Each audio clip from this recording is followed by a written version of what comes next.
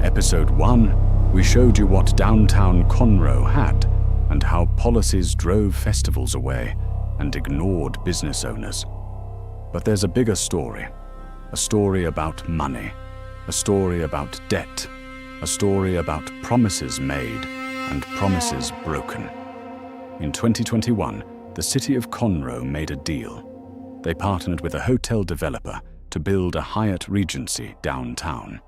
The pitch was simple. This hotel would be financially self-sustaining, with no burden on taxpayers. CFO Steve Williams stood before City Council and the community and made that promise. The hotel would pay for itself. Tax revenue would cover the bonds. Conroe would get a flagship hotel without risk. City Council voted to approve it, not unanimously. Howard Wood, among others, voted against it. He said later, "Cities shouldn't gamble with taxpayer money. That's not our job." But the majority moved forward, and something went wrong. Was made to sell this hotel, undergoing a normal sales process that all hotels undergo. When they're sold, we believe that the value is somewhere between $22 and $24 million. Wow. Mr. Scott, what was the cost of the hotel? Approximately 134, 135 million. And the value today is 22 to 24 million. Correct. It opened in 2023. In 2 years, we've lost 83%. Is that correct? Correct.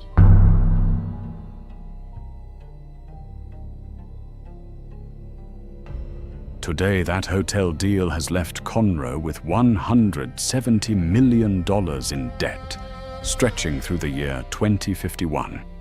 The hotel was recently appraised at just $22 to $24 million. That's 17 cents on every dollar spent. Let that sink in. The city is on the hook for $170 million. The building is worth $22 million. This isn't just a bad deal. This is a financial disaster that will impact Conroe taxpayers for a generation.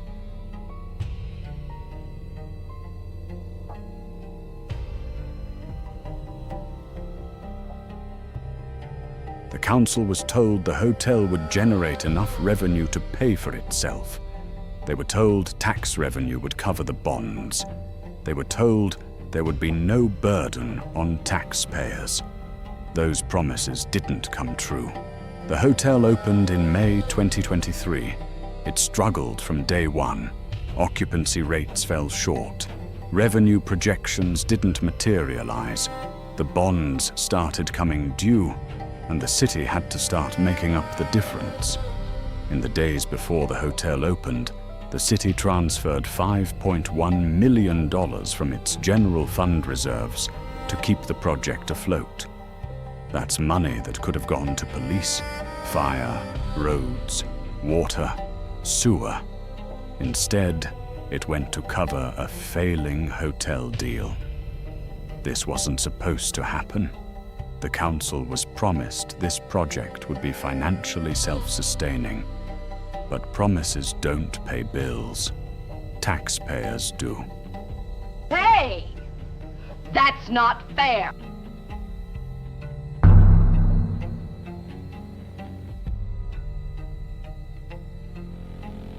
The hotel deal would be bad enough on its own, but it's not happening in a vacuum. Just 7 weeks before this election, something unusual happened at City Hall. On March 12, 2026, City Council voted to terminate the contracts of 4 top administrators: Andre Hauser, Human Resources Director; Nancy McKeska, Assistant City Administrator, Norman Maguire, Director of Public Works, Gary Scott. The total payout? Almost $1.9 million.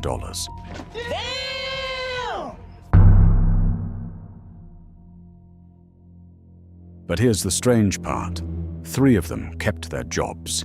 The city paid them the balance of their contracts up front, but Andre Hauser, Nancy McKeska, and Gary Scott stayed on as employees. Norman Maguire retired.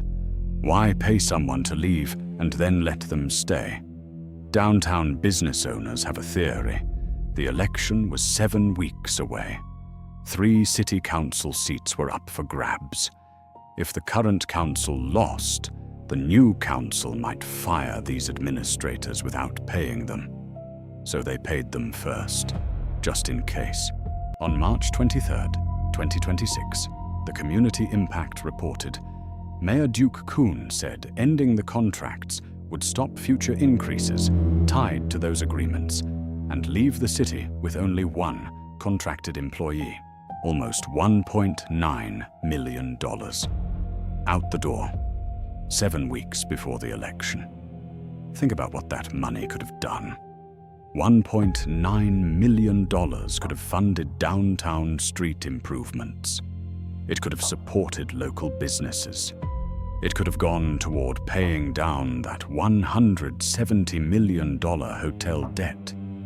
Instead, it went to 4 administrators, 3 of whom still work for the city. This isn't just about a hotel deal gone wrong.